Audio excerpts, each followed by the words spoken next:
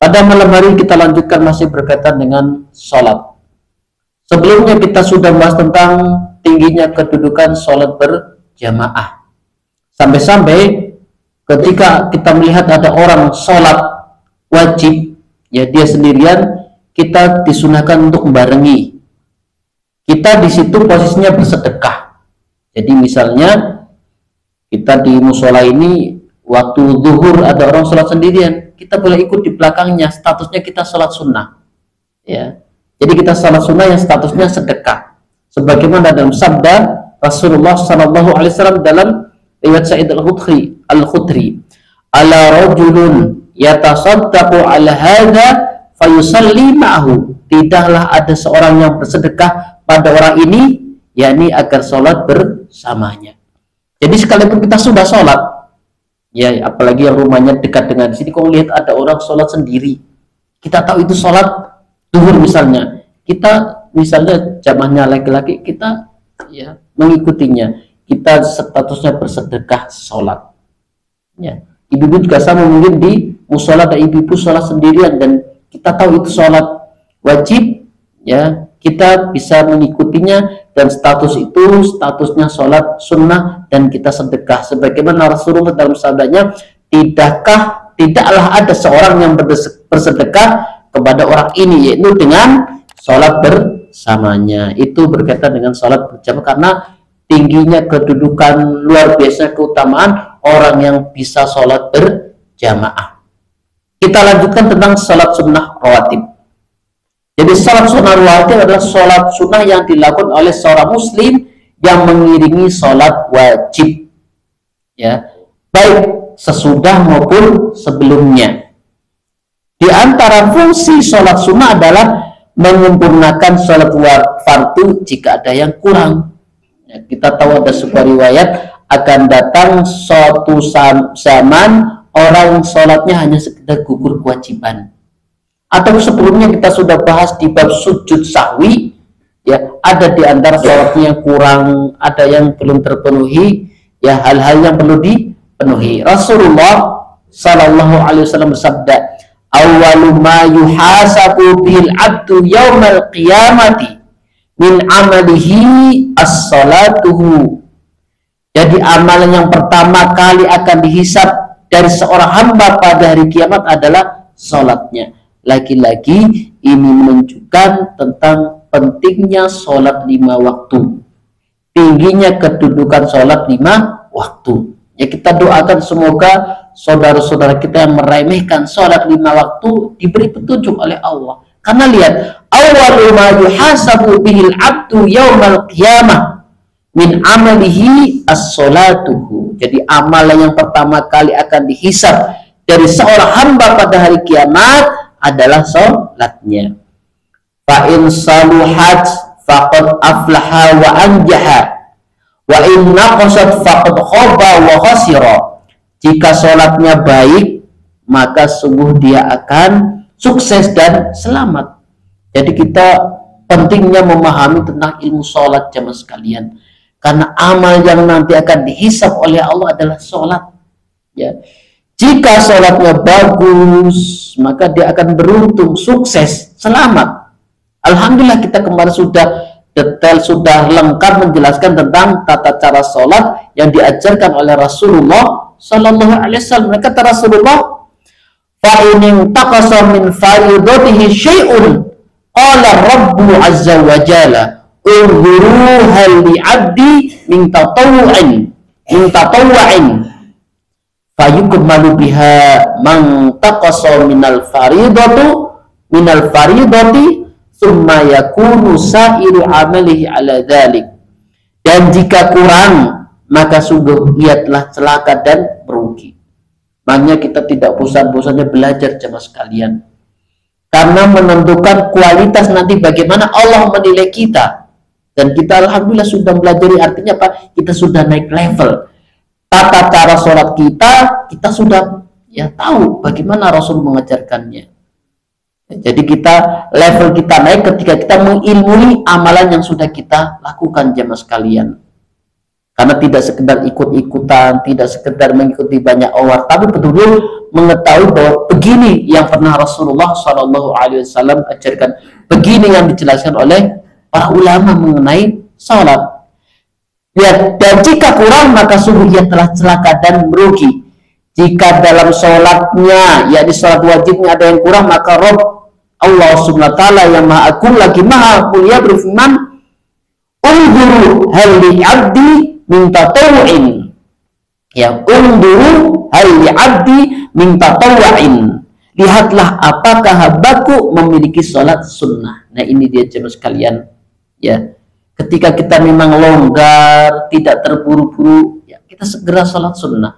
Karena sholat sunnah yang kita lakukan ini melengkapi apa yang kurang dari sholat wajib kita jemaah. Ya, jadi lihat, maka Rabb yang Maha Agung lagi Maha Mulia berfirman, lihatlah apakah hambaku memiliki sholat sunnah, maka sholat wajibnya disempurnakan dengan sholat sunnah tersebut. Kemudian dihisablah seluruh amal wajibnya sebagaimana amalan sholat tadi. Jadi jemaah sekalian rahmati Allah Subhanahu wa Ta'ala. Jadi di antara fungsi amalan sunnah dalam sholat, yakni sholat sunnah, mengurangi, melengkapi jika ada sholat ya wajib yang kurang. Maka bagi kita ya bersemangat mengamalkannya, karena kita tidak ya sebagai manusia biasa. Ya, mungkin ada yang kurang, mungkin di tengah perjalanan kurang maksimal kekhusyuannya, atau bahkan ngerti-ngerti ngeblank, ngerti-ngerti salam. Ya, disitulah bahwa ada orang yang sholatnya sekedar gugur kewajiban jemaah sekalian. Maka kita bagi ingin yang menyempurnakan sholatnya, memperbaiki kualitasnya, ya bersemangat mengamalkan sholat sunnah. Ya. Kemudian di antara macam-macam sholat sunnah rawatib jemaah sekalian yang dirahmati Allah Subhanahu wa Ta'ala, sholat sunnah muakkad yang ditekankan. Ya. Ada sebanyak 12 rakaat berdasarkan sabda Rasulullah SAW dari Ummu Habibah istri Nabi SAW. Aku mendengar Rasulullah SAW bersabda, "Ma min 'abdin muslimin yusalli lillahi kulla yawmin sintaini." Ya. Ya. Yawmis nati asyrata rak'atan tatawu'an ghairu faridatin illa banallahu lahu baitan fil jannah aw illa buniya lahu baitun fil jannah. Jadi kata Rasulullah SAW, tidaklah seorang hamba muslim mengerjakan sholat karena Allah setiap hari 12 rakaat sholat sunnah ya di luar sholat fardu, melainkan Allah akan membangun rumah baginya di surga, atau melainkan akan dibangunkan baginya rumah di surga. Masya Allah, badan kita masih di dunia, kita masih hidup di dunia, tapi Allah sudah siapkan rumah di surga. Masya Allah. Ini di dunia banyak orang yang bekerja keras, ya bersungguh-sungguh, menabung sedikit demi sedikit untuk mendapatkan rumah impiannya. Ada yang sampai ngambil KPR dan sebagainya untuk mendapatkan sebuah rumah. Nah, di surga ternyata kita bisa jamaah sekalian ya rahmati Allah SWT dengan melaksanakan sholat sunnah rawatib yang 12 rakaat. Luar biasa. Di samping tadi fungsinya menyempurnakan sholat wajib yang kurang, Allah ganjar bagi siapa yang mau melaksanakan 12 rakaat sholat sunnah qabliyah maupun ba'diyah, Allah bangunkan surga. Jadi badan kita masih di dunia jemaah sekalian, tapi sudah Allah siapkan rumah di surga dengan cara sholat sunnah ya rawatib. Yang pertama, jemaah sekalian dirahmati Allah Subhanahu wa Ta'ala, 2 rakaat qabliyah subuh. Jadi ini secara umum jemaah sekalian. Nanti ada secara khusus lagi keutamaan sholat qabliyah subuh. Jadi secara umum sholat rawatib bagi siapa yang mau mengamalkannya, Allah siapkan rumah di surga. Itu secara umum. Nanti ada secara khusus lagi. Yang pertama, 2 rakaat qabliyah atau sebelum subuh. Dan sholat rawatib ini adalah ditekankan sholat sunnah 2 rakaat qabliyah subuh.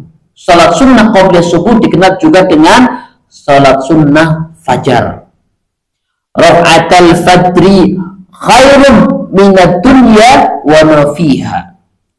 2 rakaat salat sunnah fajar lebih baik dari dunia dan seisinya. Itu di sisi Allah jemaah sekalian. 2 rakaat sebelum subuh. Maka kita jangan sampai meninggalkan 2 rakaat ini jemaah sekalian. Bagikan ya lebih baik dari dunia dan seisinya di sisi Allah Subhanahu wa taala. Ya luar biasa. Lebih baik dari dunia dan seisinya, jadi orang kaya ya. Tapi di sisi Allah. Jadi kebaikannya melebihi dunia dan seisinya. Kita dianggap orang paling kaya di dunia. Ya. Lebih kaya daripada orang yang paling kaya karena hartanya. Karena di sisi Allah khairun minad dunya wa ma fiha. Lebih baik dari dunia dan seisinya. Kata Ibnu Qayyim al-Jauzi, beliau mengatakan Nabi Muhammad SAW tidak pernah meninggalkan 2 sholat fajar ini dan sholat witir. Dan kita juga bisa laksanakan jamaah sekalian. Khawatir sepertiga malam tidak bisa bangun, sebelum tidur 3 rakaat sholat witir. Karena 2 sholat ini tidak pernah ditinggalkan oleh Rasulullah. 2 rakaat sebelum subuh dan sholat witir. Jadi bisa kita kalau khawatir tidak bisa bangun sebelum tidur baca isya, kita 3 rakaat sholat witir. Ya, baik pada saat safar atau perjalanan maupun saat bermukim. Karena tingginya kedudukan dari sholat sunnah ini. Lihat, Rasulullah saja sudah dijamin surga jemaah sekalian. Sudah pasti masuk surga, masih tetap mengamalkan sholat sunnah. Beliau masih semangat. Ya, patut kita contoh, layak untuk kita jadikan teladan dalam beribadah. Lihat, semangatnya luar biasa.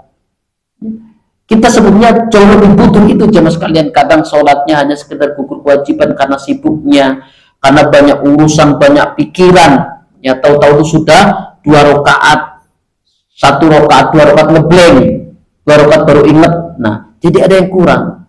Nah, kita pun demikian jemaah sekalian yang dirahmati Allah SWT, bersemangat mengamalkan yang sunnah untuk melengkapi yang wajib yang kurang. Apalagi utamanya khairun minad dunya wa ma fiha. Ya, lebih baik dari dunia dan seisinya. Jadi kalau mungkin kita hidupnya pas-pasan, ya, kita bisa mengungguli dari sini jemaah sekalian. Nah, kata ulama, kalau dalam urusan dunia kita kalah dengan yang lain, ya, dalam sisi harta, jabatan, kalah dengan lain, kita kejar dengan urusan akhiratnya jemaah sekalian. Ya, tidak perlu minder, tidak perlu merasa berkecil hati. Kita kejar dengan urusan dunianya, dengan akhiratnya. Banyak mengamalkan sunnah, salah satunya tidak meninggalkan qobliyah subuh. Kemudian 4 rakaat qobliyah zuhur. Dari Aisyah radhiyallahu anha, ia berkata Rasulullah sallallahu alaihi wasallam, dari Aisyah radhiyallahu anha ia berkata, kana la yadu arban qabla dhuhri wa rak'ataini qabla al-ghadat. Bahwa Nabi Muhammad sallallahu alaihi wasallam tidak meninggalkan sholat sunnah 4 rakaat sebelum zuhur dan 2 rakaat sebelum subuh. Jadi di antara yang termasuk muakkadah yang ditekankan jamaah sekalian 4 rakaat sebelum zuhur. Hikmah ditekankan, faidah ditekankan salat qobliyah zuhur adalah karena pada waktu itu pintu-pintu surga terbuka. Masya Allah. Di waktu turun jamaah sekalian, pintu-pintu langit terbuka. Masya Allah. Disitulah waktu yang bagus untuk berdoa kepada Allah Subhanahu wa Ta'ala. Sebagaimana sekarang ini majelis ilmu adalah majelis yang dimana pintu-pintu langit terbuka. Masya Allah, makanya berbahagialah kita diberi kemudahan untuk mencari waktu-waktu istimewa, waktu-waktu yang luar biasa. Di situ pintu langit terbuka, diantaranya salah satunya hadir di majelis ilmu. Dan kata ulama, ya, salat qobliyah zuhur adalah ketika itu pintu-pintu surga dibuka. Ya.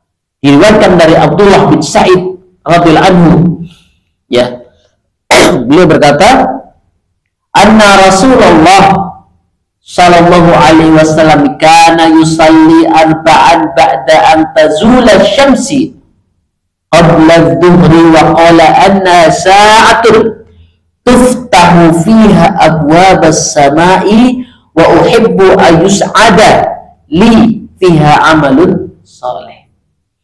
Jadi sesungguhnya Rasulullah Shallallahu Alaihi Wasallam sholat 4 rakaat setelah tergelincirnya matahari, artinya sebelum sholat zuhur.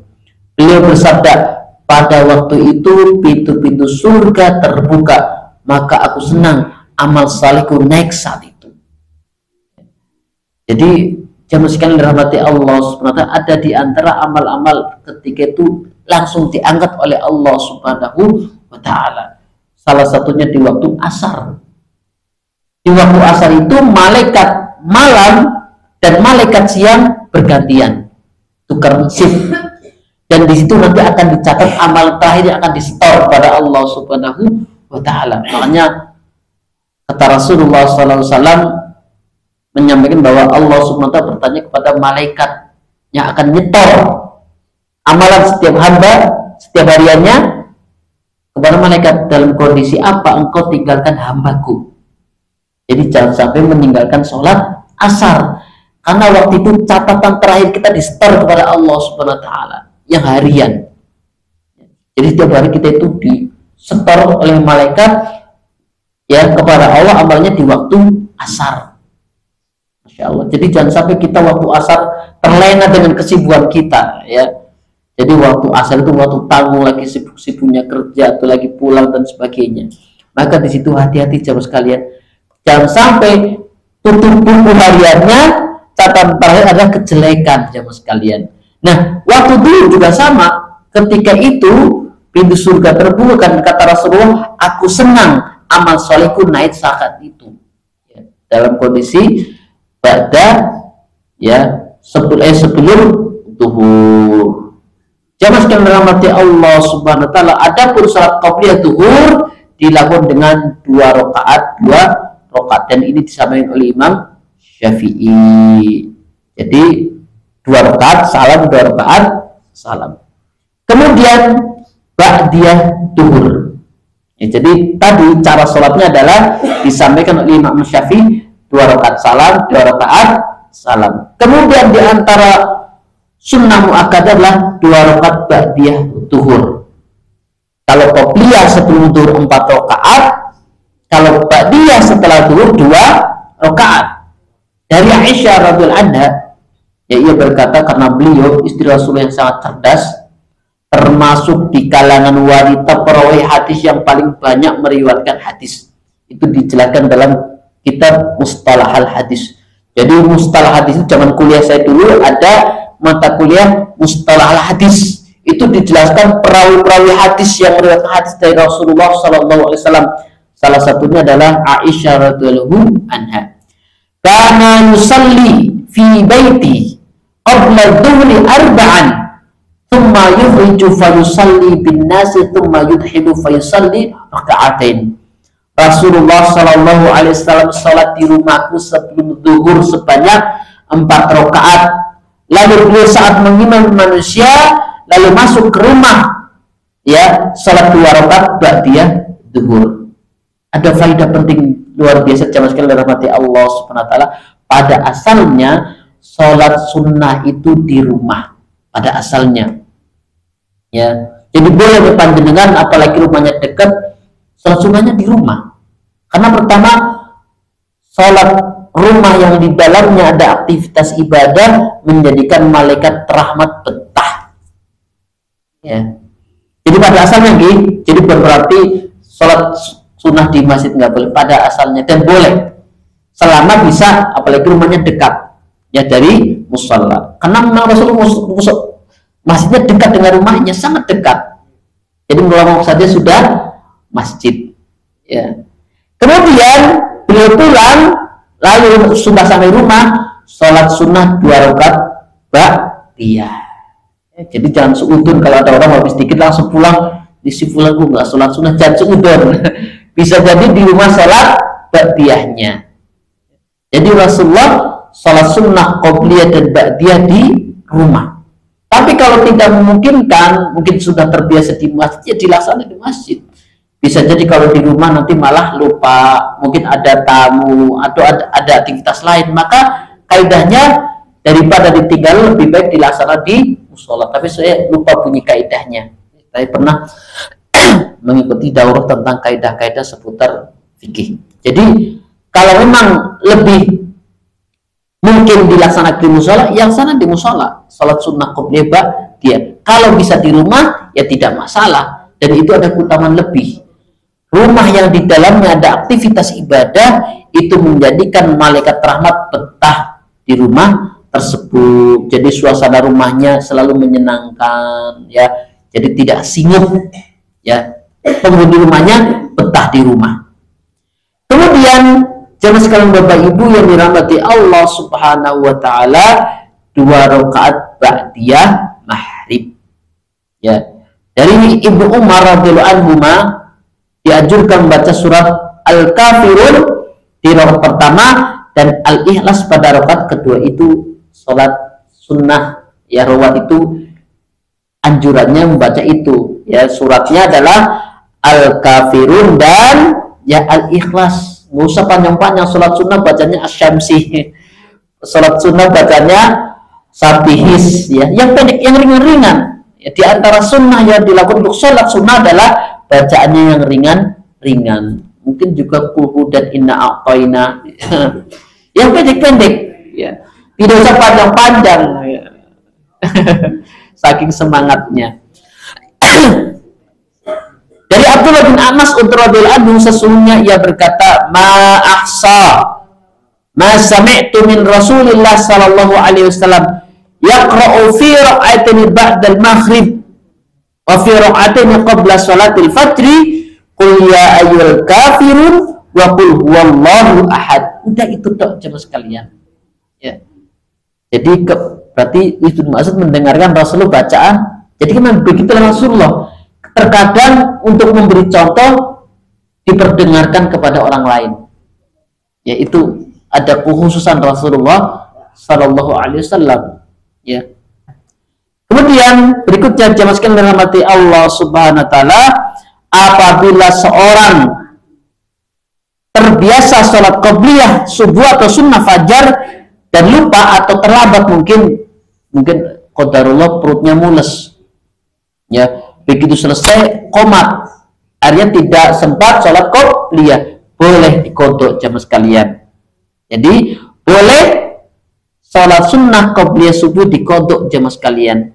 Jadi apabila seorang terbiasa melakukan sholat sunnah, ya, qobliyah subuh, dan dia terlewat karena suatu sebab, maka ya dia boleh melaksanakan secara kodok setelah selesai sholat subuh. Jadi dikodok. Jadi kan pada asalnya tidak ada ba'diyah subuh, nggak ada salat sunnah ba'diyah subuh.